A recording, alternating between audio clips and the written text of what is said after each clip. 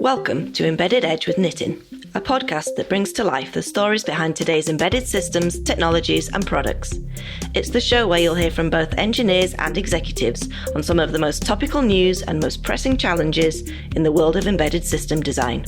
Here's your host, Editor-in-Chief of Embedded.com, Nitin Dahad.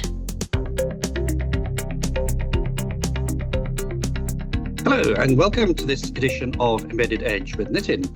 I'm talking today to Ashish Darbari, who's founder and CEO of Axiomise. Ashish, hello, how are you? Hi, Nitin. Good to talk to you. Thank you for inviting me for a podcast. Very well. Let's start by talking about formal verification, which is basically what you do. How does it fit with other kinds of verification techniques? I'm sure that will be something that our audience will want to get a little bit more clarification on. Absolutely. So, Nitin, let me give you a quick overview of what this is all about. So, all verification and test needs a reference model and a test model. So we should be able to write these test cases and build reference models to be able to verify anything or test anything. So with formal, what happens is you build mathematical proofs to establish the correctness of a design or a program. So what we typically say is we're doing program reasoning with mathematical logic. So all formal verification tasks involve creating a mathematically precise specification of a requirement, and we then prove it against a model of a design. And the designs are usually expressed in some high-level language like Verilog or VHDL or System C. And so what happens is then when a formal tool is given this design model and a verification model through mathematically precise requirements, the tools automatically search the state space of the entire design model using what is called an assertion. And this is famously known in the industry as an assertion-based verification activity. Some people also call it model checking or property checking. And the nice thing is that you use these high-level languages like system Verilog assertions or PSL to verify other high-level languages that are building that are implementing the silicon.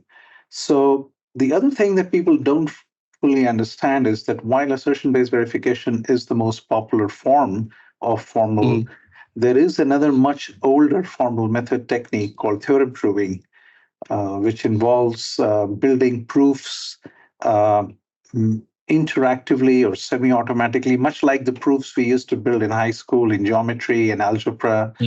The Pythagoras theorem, you might remember, right? Yes, very much.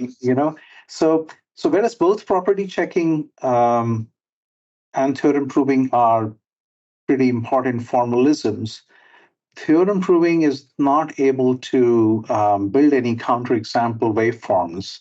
And there is less of an automation in theorem proving than it is in property checking.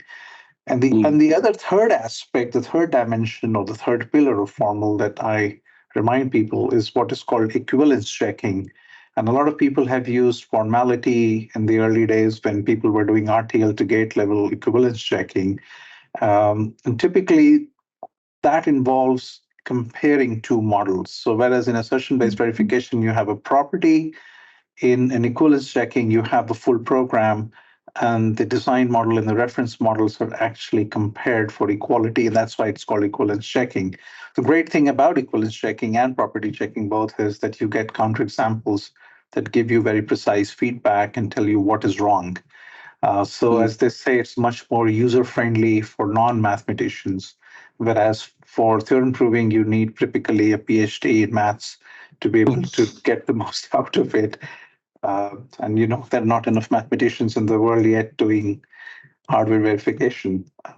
That's my 30,000 feet view of formal. So that's good. And I think we come to business model later, but just so where does this fit in the whole sort of design flow? Yeah, sure. So traditionally, formal has been more of an outlier and people have struggled to use it. But nowadays, more and more silicon design houses are able to use it very early on without knowing it is formal in the form of a linting tool. So a lot of people use design linters. That's basically formal verification tools under the hood. They're using clock domain crossing, or they're using sort of connectivity checking at the other end. That's all formal. But most users do not use formal as a functional verification technology. So they think of design verification via dynamic simulation, UVM, as the functional verification, and think of formal as an add-on. So it's not ideal, but that's how it is right now with most organizations. But effectively, everything you were able to do with simulation, you can do with formal and much more. And that's the key. Axiomise, what does that mean? How did you choose that name? Is it just a name, or does it have some specific reason for being? Yeah, great question. So what's in a name, as they say, right? So I think sometimes the names are important. And when I was thinking of forming this organization company some years ago, I was thinking of why I want to do this. And why I wanted to do this was to actually roll out the 3 pillars of equivalence checking, model checking, and theorem proving. And Axiomise is derived from the Greek word axioms, which basically stand for just true statements, typically not requiring a proof.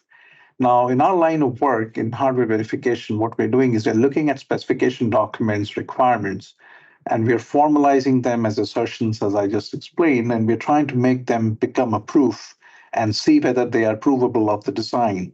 So I like to think of Axiomise as the whole activity that we do in carrying out this FV work in so predictable manner. So I think of Axiomise as a verb. I often tell customers, let's Axiomise it, because what we're saying is we'll take these requirements and turn them into checks and balances, and figure out if your design has a bug and can we prove it has no bug. And what we use is a whole bunch of abstraction techniques and coverage techniques that we've invented. So it's quite close to my heart, effectively. I think it's always fascinating to find out how a name originated, and you made quite a good sort of explanation of that. The strapline for Axiomise is predictable formal verification. How are you able to make formal predictable in its use? This is the big challenge. This is really the bane of formal, or the biggest challenge facing the community. So let me give you a little bit of background. So when I was moving into formal, I was intensely studying what other pioneers in the field and leaders were doing at the time. So I've worked for nearly 2 decades in Intel, ARM, Imagination, OneSpin, General Motors, and in different organizations, tasted different flavors of activities and what people were doing.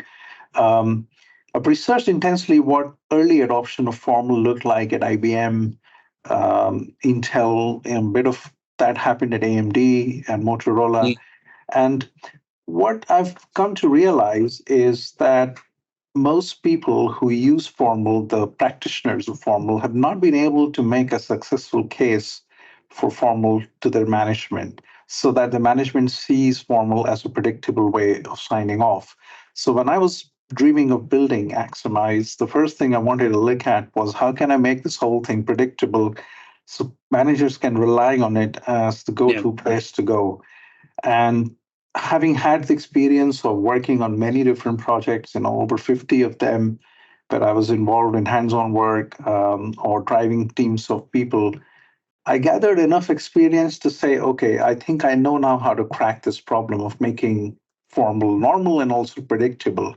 So what I wanted to do was to say, understand what is the expectation of the end customer.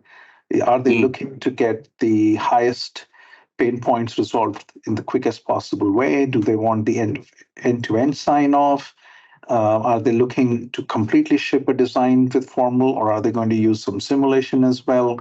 So FV users who love formal expect their management to also love it in a predictable way, and the same way, and use complicated ways of tracking. So for example, they will talk about, I've got a bound against this proof and against this property. And management doesn't understand all of that. They understand coverage. They understand what has worked for them in the past. So the first thing we need to do is to understand what is the scope of the project, what is the clear requirement a project needs. So how do we plan for those key milestones? Everything is driven from customer requirements and their timelines. And what we then do is we take a look and say, okay, these are the problems we know very well to solve. We know they're going to be solved in this much amount of time with human effort from our side. We're using these IP components that we've built over the years, using abstraction engines, problem reduction techniques. So we're going to be ahead of our time in this way. Let us go and spend the time trying to look at some of the other challenging areas of this design and then apportion the time appropriately. So planning here is the key. And having access to a bunch of inventions that we built over the years around coverage and proofs, convergence, and bug hunting, it makes my life a lot easier now to say, okay, if you have a DMA controller, if you have an interrupt controller, if you have an AI chip, this is how long it's going to take. So experience certainly helps here. The other thing, what we do, Nitin, is very interesting, is sometimes we have to do this tech transfer in the beginning of the project as well as during the life cycle. So in order to make that a little bit more seamless and make it more predictable, build this flagship training program, a whole range of programs that are on demand and online. So this is the place where me and my team will do tech transfer or explain the difficult concepts in an easy to understand way. So what happens is the end user also knows that this is the methodology that has been deployed, and these are the reasons, and this is why it is taking time, or these are the complex parts of it, and we therefore need more compute licenses or time. So this is highly interactive, but also highly automatable. So there are aspects of both that are making it predictable. And even predictability is so close to my heart that even when I was working on this processor verification task for the Open Hardware Group, um, even though the whole project was delivered free of cost to them, the deliverables, the expectations, verification plans was all delivered in a timely manner. This is like, and sometimes people ask me how are we able to get it done without missing a deadline and without, not fulfilling the expectations of the customers, etc. And I keep saying to them that, look, sometimes a life experience is helping us move ahead in industry. Neil Dunlop, I don't know if you've seen his bio. He's been around for 40 years. 30 years of his life have been spent doing formal in the industry. And Neil and I are basically making sure that everything we have learned so far is getting transmitted to our team. So collectively, we can shape the user experience that way. So, I mean, there's so many things you've said there, like there's knowledge transfer, but one of the things about predictability, I guess, is consistency, but also in other areas in timing, we hear about deterministic behavior. Absolutely. And I think it's sort of all around the same sort of challenges and issues. So how is Axiomise helping its customers, and can you outline the business model a little bit more? I guess, how does one engage? Yeah, sure. So we recognize that, one size doesn't fit all. That's almost a cliche to say sometimes. But in this field of verification, which is highly specialized and not as well adopted as simulation or emulation, we certainly see that not one size fits everybody. So some customers have teams that need training. They just need training and they can go on and do their own work. Some have immediate needs for carrying out hands-on work. So this is where our consulting and services comes in to get their silicon out of the door ASAP. Some require more sustained support in certain application-specific areas, and RISC-V being one of the more dominant technologies where people are building processors, don't necessarily have the time, money, or the resources to build big verification teams. And that's where we come along and we say, we'll do the heavy lifting. We have the tool that we built, tested it in the field. So it's a combination of training, consulting and services, and bespoke apps that I think we're deploying in a case-by-case basis. Okay. One of the things I've been writing about quite a lot and interviewing all this year is around high-performance computing, AI, and is formal applicable in this area? And are there limitations where it can be used? For example, can it be used for embedded AI or in IoT? Yeah, so everything we're doing right now is in high performance compute and AI. All of our customers are actually building these very complex, big designs. And AI ML is being the big driver, data centers and storage as well. And formal is great for all these because this is exactly where simulation cycles are not able to deliver the what is needed. So I am currently seeing that the need for formal pretty much everywhere. And Mm. problems are pretty much at scale. So large designs with lots of concurrency, cache coherency, high speed on chip serial communication going on. You have got NOx, you've got chiplets with UCIe, Yeah. and anything and everything that basically requires high speed, high performance, low power, and requires optimizations that have a likelihood of introducing more bugs is basically a Mm. sweet target for formal. So, Okay. in the AI ML world, right, everyone needs to outshine others, and silicon has to work, not just once, but all the time. So what we are Yes. looking at right now is customers building designs which have fixed point and floating point hardware. They've got cache coherent knocks. They've got deadlocks and live locks. We're running a project for one of the customers where our entire teams of people is focusing on making sure the chip doesn't have a deadlock. All Mm. of this is underpinning the functional verification challenge. And imagine if your car is going to need a chip, then it will need ISO Yeah. 26262, right? So Exactly. then we look at that kind of an angle for security, which is still not a very high priority for hardware, despite all the bad publicity. Yeah. But we're looking at deploying formal for architectural verification for security. So I keep saying to people, you have a problem, there is potentially a solution in a formal methods space that can be used. And it doesn't have to be entirely, um, it's not that you have to fly to the moon and come back to figure Mm. out Mm. what needs to be done. Mm. Okay. Now, you say formal is great for bug hunting, but we can use simulation and or emulation for that. Are there specific verification challenges that are solvable only by formal? I think safety and security are very important two dimensions these days, along with functional verification being the older one. But even if you forget security and safety, I'll outline to you some of the problems which I keep banging on about, which are, if not intractable, very inefficient for simulation and emulation. So imagine trying to establish that your code coverage at the end of your project is totally unreachable for a good reason. Their formal can actually prove that your unreachable coverage targets are truly unreachable. We can prove mathematically you have or you don't have a deadlock or a live log. I can prove that there are no corner case design bugs in your floating point designs, never mind the Intel FDiv story from 95. If it comes to multi-core cache coherent designs, I'm finding a lot of our customers saying we really don't know how to do this properly with simulation, way too many combinations. We can only do this properly with formal. I mean, any design that has got rule-based behavior, which is networking blocks, processors, GPU Mm. blocks, they all need formal. Clock and reset Okay. domain crossing. You must have seen a lot of EDA companies have very good automatic solutions.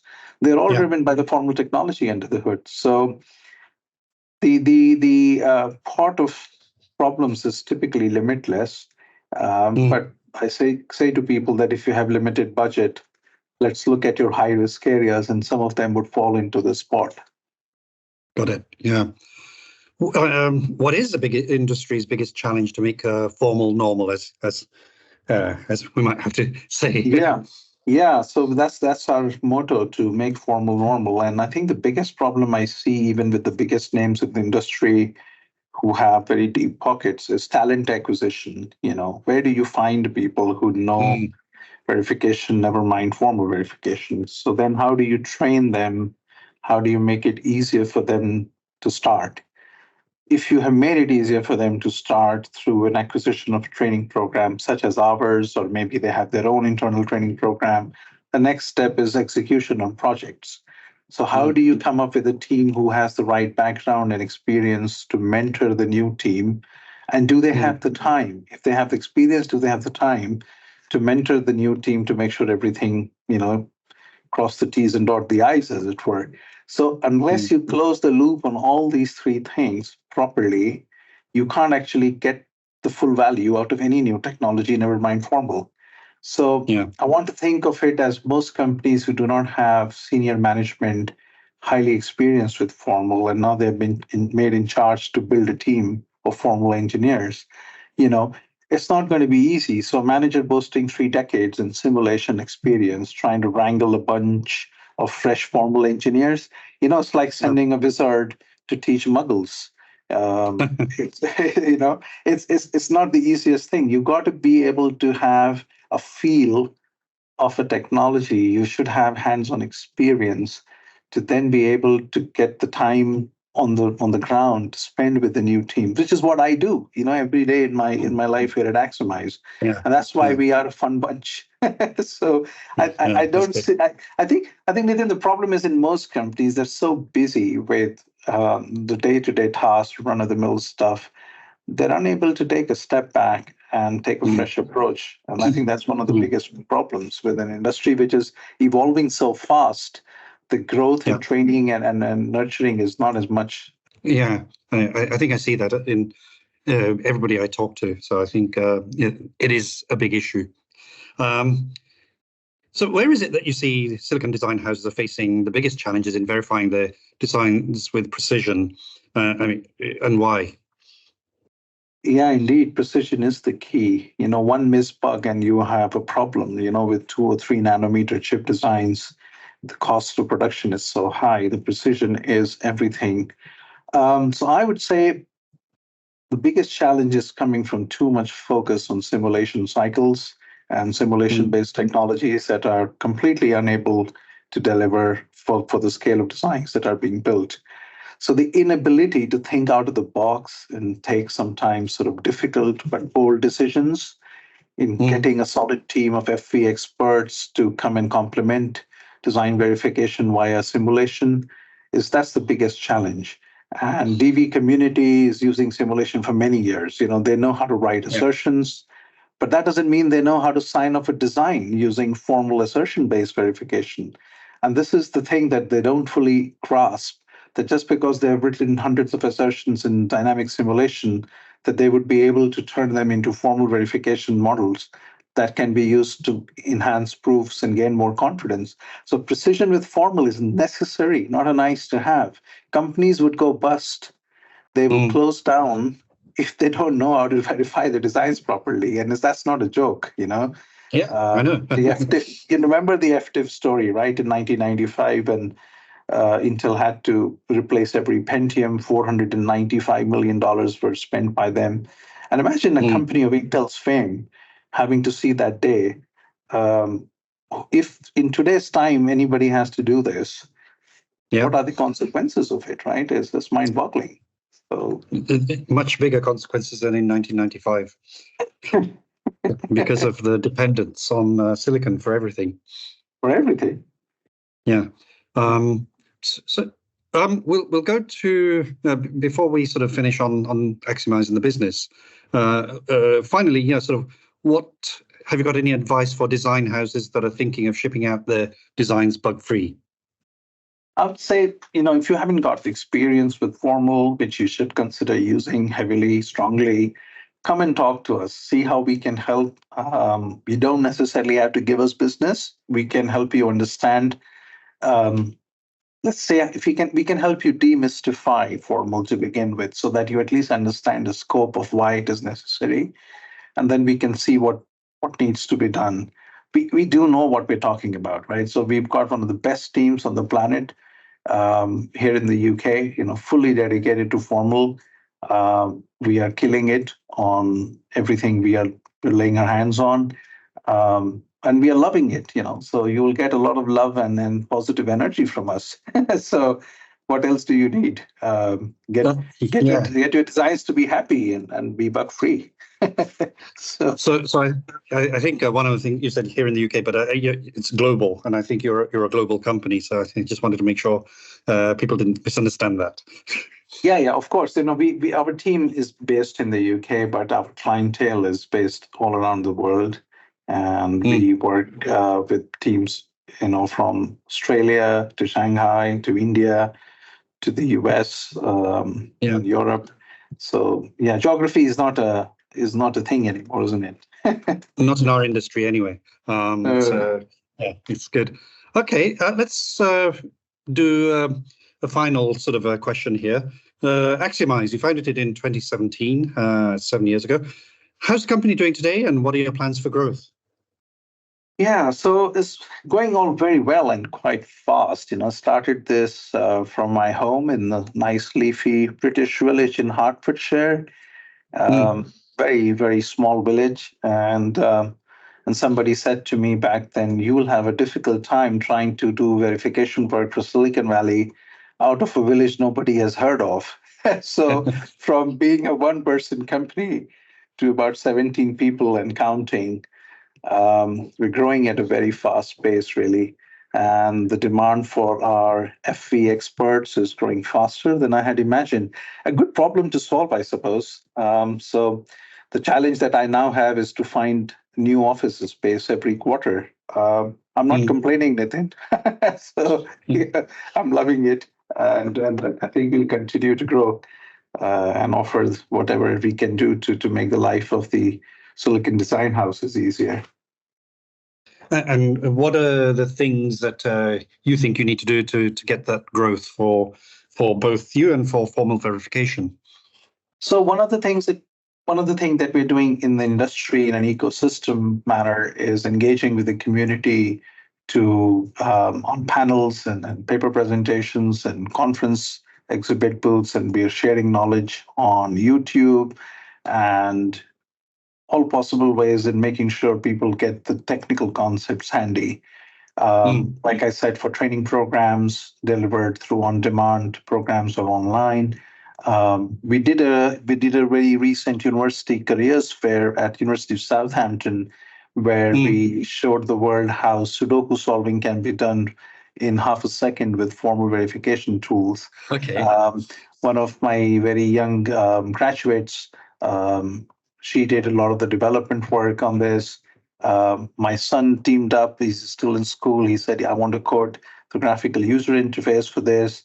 I jumped in to code some of the properties, and the students loved it because it showcases why intellectually demanding human problems could be easily solved by computers.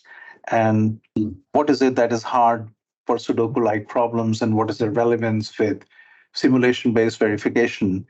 So we use all sorts of techniques to stimulate the minds of the people in different segments of the society, whether it is students or industry professionals.